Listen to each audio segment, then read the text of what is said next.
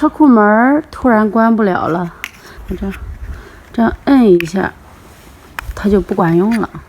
我老公车上那个也不行。之后呢，但是呢是这样子，这里如果我们摁一下这个，但是一松手就又回去了。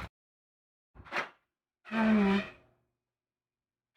但我不知道是哪儿是问题，必须得一直摁着这个，摁着到底才能关。哦，但是你看啊，这个东西开是没问题的，你看，说明它是有电的。像这个的话，它的反应啊，它是会这样闪，就摁了这个以后，它就看到没有？摁了不管用，一个闪。你看这个没反应的啊，但是摁一下我们里面这个，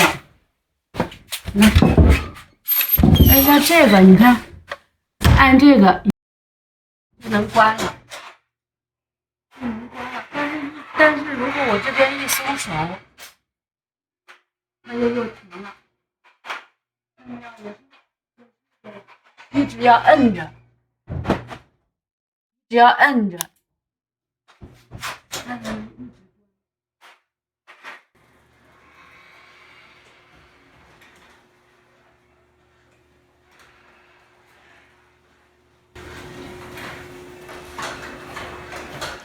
没有 ？OK， 我给你现在打开它啊，再见，它打开了，打开了。OK， 我们之后可能是，这是那个 sensor， 这其实就是那个 sensor， 他说可能是这儿，可能是被我这个袋子挡住了。我这是放盐的袋子，今天我们放盐的可能不小心就是这个 sensor 给挡住了，感应器给挡住了啊。对，所以遇到跟我们一样情况的朋友们，就不要找专业人士或者花钱了，就先自己本身看看是不是有什么东西挡住这个 sensor 了，这个感应器了。我们拿开以后，我再给大家摁一下就可以了。你们先把它拿开啊，之后再摁一下这个，看看就能关死了。摁一下就可以了，看到没有？